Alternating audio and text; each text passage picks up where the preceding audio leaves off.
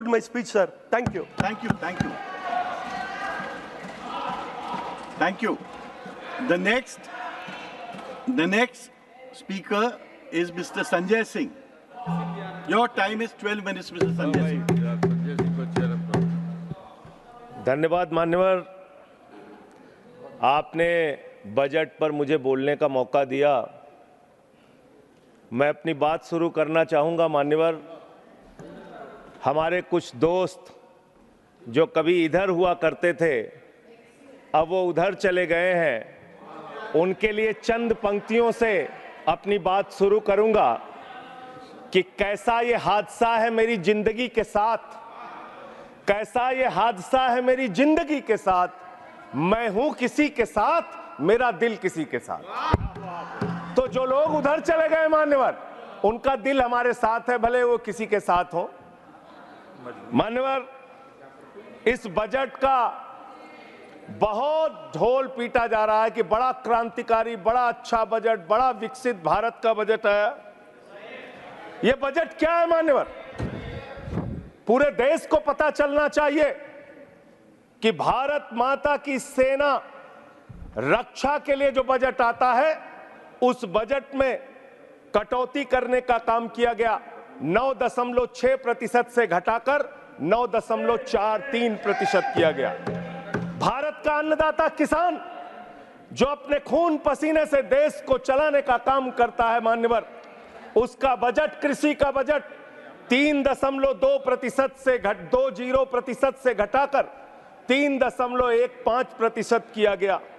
स्वास्थ्य का बजट, हिंदुस्तान 144 करोड़ लोगों का देश है मान्यवर, लेकिन बड़े अफसोस के साथ कहना पड़ रहा है कि स्वास्थ्य का बजट 1.97% से घटाकर 1.85% किया गया।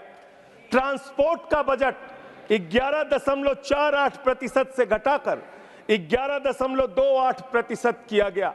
पेंशन, जहां एक तरफ पुरानी पेंशन की बहाली की मांग हो रही है, लाखों कर्मचारी सड़क पर हैं और मांग करते हैं कि पुरानी पेंशन बहाल किया जाए।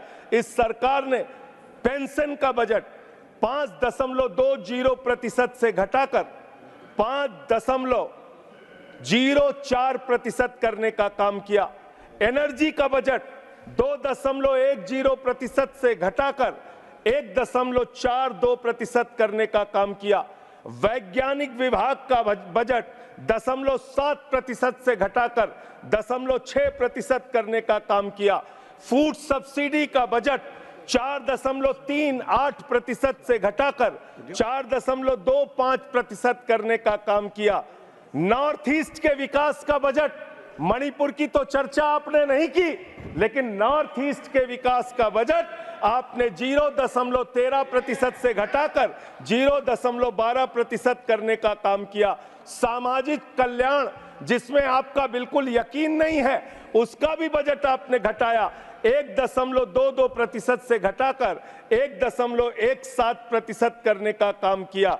आपने फर्टिलाइजर का, खाद का बजट 3.88 से घटाकर 3.4% करने का काम किया और फूड सब्सिडी आपने घटाने का काम किया। यह है आपके विकसित भारत के खोखले बजट की सच्चाई। हर वर्ग को आपने चोट पहुंचाने का काम किया मान्यवर। आप कहते हैं आप दुनिया की 5वीं बड़ी अर्थव्यवस्था है, 5वीं बड़ी अर्थव्यवस्था है। अरे ये तो सच्चाई बताइए कि ये 5वीं बड़ी अर्थव्यवस्था किसके लिए है? आपने चंद पूंजीपतियों का 16 लाख करोड़ रुपए माफ किया। ये इस देश की सच्चाई है। आपने 16 लाख करोड़ रुपए पूंजीपतियों का माफ किया।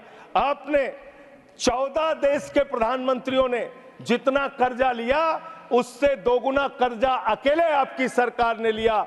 आपने 150 लाख करोड़ रुपए कर्जा लेने का काम किया, देश को कर्ज में डुबाने का काम किया। मान्यवर, मैं बताना चाहता हूं इस सरकार से किन किन वर्गों को उम्मीद थी। इस सरकार से उम्मीद थी देश के अन्नदाता किसानों को कि आप एमएसपी दोगुना करेंगे। आपने एमएसपी दोगुना नहीं की। आपने किसानों की फूड सब्सिडी का काटने का काम किया, फर्टिलाइजर सब्सिडी काटने का काम किया, कृषि क्षेत्र को देने वाले बजट को खत्म करने का काम किया। बेरोजगारों को उम्मीद थी 10 साल में आपने कहा था मान्यवर 20 करोड़ नौकरियां देंगे, 20 करोड़ नौकरियां आपने नहीं दी। फिर नौजवानों ने कहा नौकरी दो, नौकरी दो। फिर आपने कहा पकौड़ा तल लो, पकौड़ा तल लो। फिर आपने कहा पान की दुकान लगा लो, पान की दुकान लगा लो। फिर आपने कहा 4 साल की नौकरी कर लो सेना में, 4 साल की नौकरी। मैं मान्यवर आपके माध्यम से भारत के प्रधानमंत्री से बड़ी विनम्रता पूर्वक पूछना चाहता हूं, देश के प्रधानमंत्री को 73 साल की उम्र में तीसरी बार प्रधानमंत्री बनना है, लेकिन किसान का बेटा नौजवान सेना में 4 साल की नौकरी करेगा, ये भेदभाव क्यों है? मैं पूछना चाहता हूं मान्यवर, आपके माध्यम से इस सरकार से जानना चाहता हूं, अगली योजना क्या आएगी आपकी? आप कह रहे हो इंटर्नशिप योजना, ट्रेनिंग योजना, 5,000 रुपए की ट्रेनिंग ले लो, 5,000 रुपए की ट्रेनिंग ले लो। मान्यवर 5,000 रुपए की ट्रेनिंग 500 बड़ी कंपनियों में आप देंगे। मुझे भारत की 100 कंपनियां आप बता दीजिए जिसमें एक कंपनी में आप 4,000 ट्रेनी रख सकते हैं। एक कंपनी बता दीजिए जिसमें आप 4,000 प्रशिक्षु आप रख सकते हैं ट्रेनिंग के तौर पे। ये भी आपका आंकड़ा सिर्फ एक जुमला है, इसके अलावा कुछ नहीं है। अब मुझे लगता है एक ही योजना बाकी रह गई है मान्यवर, वो योजना है कि हमारी भारत की सरकार, आदरणीय नरेंद्र मोदी जी की सरकार अगली योजना लेके आएगी कि इस देश के नौजवानों को मुफ्त में 5 करोड़ कटोरा बांटा जाएगा। भीख मांगो योजना, भीख मांगो योजना लाने का काम ये लोग करेंगे। मान्यवर इस देश में आपने अर्थव्यवस्था को लेकर कहा पांचवी बड़ी अर्थव्यवस्था है। वो 5वीं बड़ी अर्थव्यवस्था का लाभ किसको मिल रहा है? आपके चंद पूंजीपति मित्रों को, जिसका 16 लाख करोड़ रुपए आपने माफ किया, जो हजारों करोड़ लूटकर हिंदुस्तान से चले गए। मान्यवर मैं बड़ी विनम्रता पूर्वक कहना चाहता हूं, मित्रों बड़ी डिलीटेड जी, डिफिकल्टी। ठीक है सर। मान्यवर मैं बड़ी विनम्रता पूर्वक आपके माध्यम से पूछना चाहता हूं, क्या इस देश की अर्थव्यवस्था में रेहड़ी पटरी वालों का कोई योगदान नहीं? जो 10 करोड़ रेहड़ी पटरी वाले पूरे देश में हैं, उनका कोई योगदान नहीं है क्या मान्यवर? वो भी सरकार को टैक्स भरते हैं। आपकी सरकार उनको भी फूटी आंख से देखना नहीं चाहती। आपने रेहड़ी पटरी वालों को कहा अपने नाम के आगे नेम प्लेट लगाओ, अपने नाम के आगे नेम प्लेट लगाओ। हिंदुओं की, मुसलमान, दलितों के पीछे आदिवासी हो, क्या हो ये बताओ। मैं पूछना चाहता हूं, आपके माध्यम से सरकार के कहना चाहता हूं मान्यवर, अगर नेम प्लेट लगवाना है तो लगवाइए गले में नेम प्लेट। नीरव मोदी के गले में नेम प्लेट लगवाइए कि 20,000 करोड़ रुपए हिंदुस्तान का वो बाकी है। लगवाइए नेम प्लेट। 10,000 करोड़ रुपए विजय माल्या हिंदुस्तान का बाकी है। लगवाइए नेम प्लेट गले में ललित मोदी के कि 3,000 करोड़ रुपए हिंदुस्तान का लूट के भाग गया। लगवाइए नेम प्लेट मान्यवर। मैं कहना चाहता हूं नितिन संदेशरा के कि वो 6,000 करोड़ रुपए हिंदुस्तान का लूट के भाग गया। लगवाइए नेम प्लेट अडानी के कि 2.5 लाख करोड़ रुपए का कर्जा आपने एक आदमी को दे रखा है। लगवाइए नेम प्लेट उन पूंजीपतियों को जिन्होंने हिंदुस्तान की बैंकों को खाली करने का काम किया।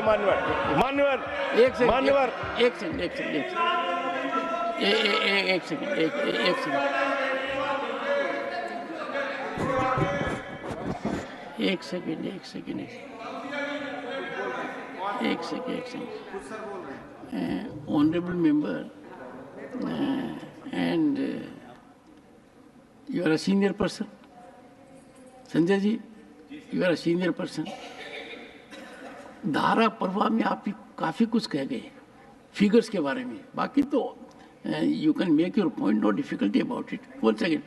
So the figures which you have given, you will have tough time in proving them, because these have been taken in stride. So all that will be deleted, and we will, unless you have real, factually firmed up material, use a name. Make your point. ठीक है sir, ठीक है sir, thank you sir, Make your point. No thank you sir. मानवर मैं तो ये कहना चाह रहा था आपके माध्यम से कि इस तरह के काम देश के अंदर नहीं होने चाहिए। भारत एक धर्मनिरपेक्ष राष्ट्र है और हम जानते हैं अपनी सामाजिक व्यवस्था में, मैं जानता हूं इनके मन में दर्द होगा मान्यवर, अभी चुनाव हारे हैं ये उत्तर प्रदेश में, तो वहां पर अगर कोई बोर्ड लगाएगा जाटव ढाबा, एक सेकंड, जाटव ढाबा कोई लगाएगा, कोई अपने ढाबे के आगे अगर वाल्मीकि ढाबा लिखेगा तो आप लोग उसके यहाँ खाने नहीं जाओगे। मैं जानता हूं आपकी मानसिकता। आप वो लोग हैं जिन्होंने भारत के तत्कालीन राष्ट्रपति श्री रामनाथ कोविंद जी को प्रभु श्री राम के मंदिर के शिलान्यास में नहीं बुलाया। आप वो लोग हैं जिन्होंने मौजूदा राष्ट्रपति श्रीमती द्रौपदी मुर्मू जी को राम मंदिर के उद्घाटन में नहीं बुलाया। आप दलितों से, पिछड़ों से, आदिवासियों से, अल्पसंख्यकों से, मुसलमानों से नफरत करने का काम करते हैं। ये आपकी सच्चाई है। इसलिए नेम प्लेट मत लगवाइए। नेम प्लेट लगवाना है तो जिन्होंने देश की बैंकों को लूटा है उनका नेम प्लेट लगवाइए। और मान्यवर, मैं आपसे, आपके माध्यम से इस सरकार से कहना चाहता हूं, इनका बजट पढ़ रहा था मान्यवर, जेलों को भी इन्होंने कम बजट दिया। अरे जेल का बजट तो बढ़ा दीजिए, 300 करोड़ रुपए जेल का बजट बढ़ा दीजिए। अरे अभी हमको जेल में भेजा है, कल तुमको जेल में आना है, तुम सबको जेल में आना है। जेल का बजट बढ़ा दो, जेलों को ठीक कर दो, अगला नंबर तुम्हारा है, तुम्हें जेल में आना है। कम से कम जेलों को तो ठीक कर दो, अगला नंबर तुम्हारा। मैं जेल के बजट पे बोल रहा हूँ मानवर, मैं जेल के बजट पे 1 सेकंड 300 करोड़ दिया, इनको जेल में आना है। 1 सेकंड सदन के नेताजी से मैं अनुरोध करूंगा कि ये बहुत मार्मिक अपील है जेल का बजट बढ़ाने के लिए, और इस पर आप गौर फरमाइए। धन्यवाद सर, धन्यवाद सर। ठीक है ना, धन्यवाद सर। एक पृष्ठभूमि भी है मान्यवर, इसका ध्यान रखा जाएगा। अध्यक्ष महोदय, इन्होंने न्यायपालिकाओं के लिए जो बजट रखा वो नाकाफी है। 5 करोड़ केसेस पेंडिंग है इस देश के अंदर, और 6 लाख लोगों को पूरे देश में जेलों में रखा गया है, जिसमें करीब 76% अंडर ट्रायल है। इसका मतलब आपका मकसद न्याय दिलाना नहीं है, आपका मकसद किसी मामले की सच्चाई तक पहुंचना नहीं है, आपका मकसद है पकड़ पकड़ के एक एक व्यक्ति को जेल में डालना। आपने दिल्ली के मुख्यमंत्री को, जिनकी शुगर 36 बार 50 से नीचे जा चुकी है, आपने दिल्ली के मुख्यमंत्री को पकड़ के जेल में डाल दिया। नहीं मानवर, अब इनको बार बार मौका मत दीजिए, मुझे अपनी बात पूरी करने दीजिए। I am not yielding sir, I am not. आपने 2 बार काम हैबिट बना लिया इन्होंने सर। दिल्ली के मुख्यमंत्री को सर इन्होंने पकड़ के जेल में डाल के रखा, दिल्ली के शिक्षा मंत्री को इन्होंने 2 साल से जेल में रखा, दिल्ली के स्वास्थ्य मंत्री को इन्होंने 2 साल से जेल में रखा। आप एक एक विपक्ष के नेता को पकड़ पकड़ के जेल में डालते हैं। हेमंत सोरेन को मुख्यमंत्री को जेल में आपने रखा, संजय रावत को जेल में रखा, अनिल देशमुख को जेल में रखा, सबको पकड़ पकड़ के आप जेल में रखते हैं। बंगाल के 3 मंत्रियों को आपने पकड़ के जेल में रखा। आपका मकसद ट्रायल कराना नहीं, न्याय दिलाना नहीं, आपका मकसद हम लोगों को पकड़ के जेल में रखना है। जितना जेल में डालोगे, मैं आपसे कहना चाहता हूं, जितना जेल में डालोगे उतना गर्त में जाओगे। जिसने भी ये राजनीति की है उसका समापन हो गया है। अभी 240 पे पहुंचे हो, कल 24 पे पहुंचोगे, इसके बाद 2 पे भी आओगे। मैं तो 1-2 मिनट और मैं बस कह के अपनी बात खत्म करूंगा, मेरे टाइम में से उसको काट लीजिएगा। मान्यवर, भेदभाव की बात, सबसे भेदभाव इनको करना है। मुसलमानों से भेदभाव, सिखों से भेदभाव, ईसाइयों से भेदभाव, दलितों से भेदभाव, पिछड़ों से भेदभाव, और अब राज्यों से भेदभाव, राज्यों से भी भेदभाव, महिलाओं से भेदभाव, राज्यों से भेदभाव। क्या भेदभाव किया सर इन्होंने? 2,32,000 करोड़ रुपए, 2,32,000 करोड़ रुपए दिल्ली के लोगों ने सरकार के केंद्रीय खजाने में टैक्स के रूप में दिया, जीएसटी और इनकम टैक्स के रूप में। बदले में हमको कितना मिलता है? 0।